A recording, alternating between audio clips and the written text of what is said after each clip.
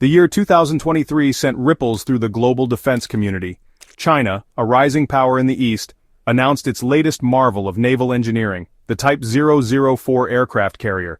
This news was met with a mixture of awe and skepticism. Many questioned China's ability to produce such a sophisticated vessel. After all, China's experience with aircraft carriers was relatively new. Doubts lingered about their technological capabilities. The initial skepticism was understandable. China's rise in naval power had been swift, perhaps too swift for some to accept. Analysts around the world pored over grainy satellite images searching for clues. Could this be the game changer that many feared? The world held its breath, waiting for concrete evidence of China's latest creation. Whispers of a nuclear-powered carrier only added fuel to the fire.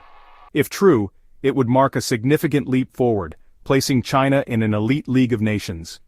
The implications for regional and global power dynamics were immense. The world watched, waited, and analyzed. A new era in naval power was dawning, and its name was Type 004. China's journey in the realm of aircraft carriers had been remarkable. It began with the Liaoning, commissioned in 2012. This was not a domestically built carrier but a refurbished Soviet-era vessel. It served as a crucial stepping stone, allowing China to gain experience in operating and maintaining these complex warships. The Shandong, commissioned in 2017, marked China's first foray into indigenous carrier construction. It was a significant achievement, demonstrating China's growing technological prowess. The Shandong, while still conventionally powered, incorporated design improvements and lessons learned from the Liaoning. Then came the Fujian in 2022, a giant leap forward. This carrier boasted a more advanced design, featuring an electromagnetic aircraft launch system, or EMALS. EMALS offered significant advantages over traditional steam catapults, including the ability to launch heavier aircraft with greater efficiency. Each carrier, from the Liaoning to the Fujian, served as a stepping stone, paving the way for the Type 004.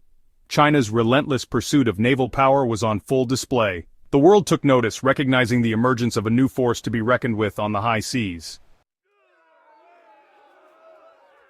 The possibility of the Type 004 being nuclear-powered sent shockwaves through the defense community. Satellite imagery, though often grainy and open to interpretation, provided tantalizing clues. Analysts meticulously studied the size and configuration of the vessel, searching for telltale signs of a nuclear propulsion system. Reports emerged of China testing ship-based nuclear reactors. These reports, while often shrouded in secrecy, added weight to the growing suspicion. The implications of a nuclear-powered Chinese carrier were profound. It would grant China's Navy unprecedented reach and endurance. No longer would they be tethered to land bases for refueling, a significant limitation of conventionally powered carriers. The Type 004, if nuclear-powered, would be free to roam the vast expanse of the Pacific and beyond. The balance of power, carefully maintained for decades, seemed to be shifting. Nuclear-powered aircraft carriers offered a compelling set of advantages, making them the coveted crown jewel of any blue-water navy. The most significant advantage was endurance. Nuclear reactors could power a carrier for years without refueling, a stark contrast to their conventionally powered counterparts. This endurance translated into unparalleled operational flexibility. Nuclear carriers could remain on station for extended periods, projecting power far from their home shores. They were not constrained by the logistical challenges of refueling at sea. This freedom of operation was a game-changer in naval warfare. The Type 004, rumored to be equipped with a state-of-the-art nuclear reactor, was poised to inherit these advantages. It would grant China's Navy a level of global reach previously unattainable. The seas, once a barrier, were about to become a highway for China's naval ambitions. Section 5. Shifting tides of power. The emergence of the Type 004 sent ripples through the established order of global naval power. For decades, the United States Navy had reigned supreme. Its fleet of nuclear-powered aircraft carriers, unmatched in size and capability, projected American power across the globe.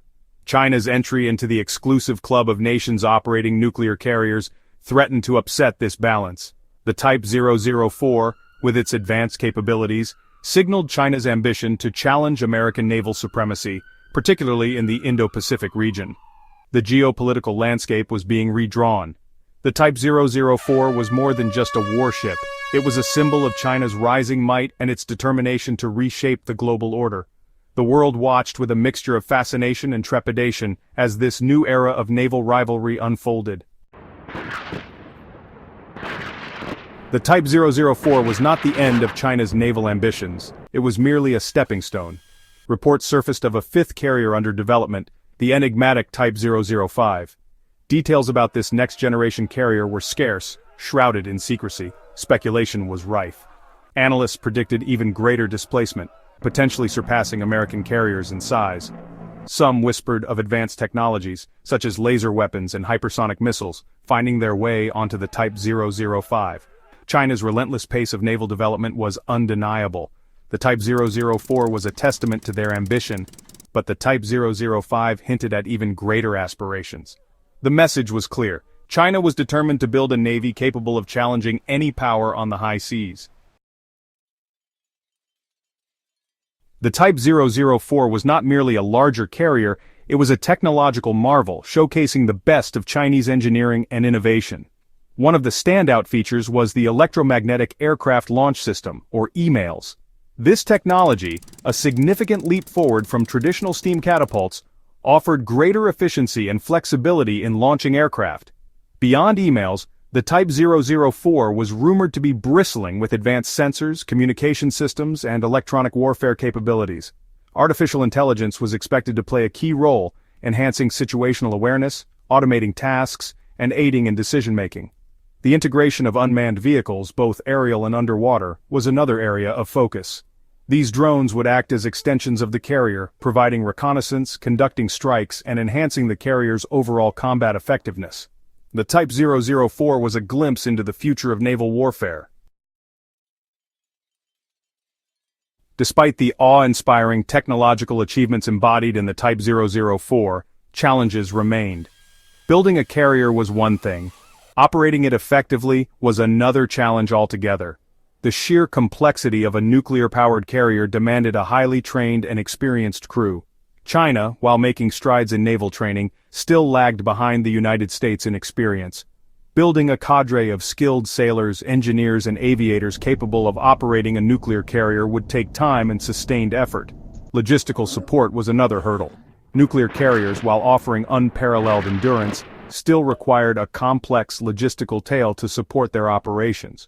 China would need to develop a robust and efficient system for supplying its carriers with food, fuel, ammunition, and other essential supplies while at sea. The arrival of the Type 004 marked the beginning of a new chapter in naval warfare. It heralded an era of great power competition at sea, with China poised to challenge the long-standing dominance of the United States Navy. The geopolitical landscape was being redrawn. The Type 004, with its advanced capabilities and symbolic value, would undoubtedly factor into calculations of power and influence across the globe. It represented the rise of China, not just as an economic powerhouse but also as a formidable military force. The world watched, holding its breath as the Type 004 sailed towards the horizon, carrying with it the hopes and anxieties of a new era. The future of naval warfare had arrived, and it was painted in shades of gray, the color of warships and the uncertainty that lay ahead.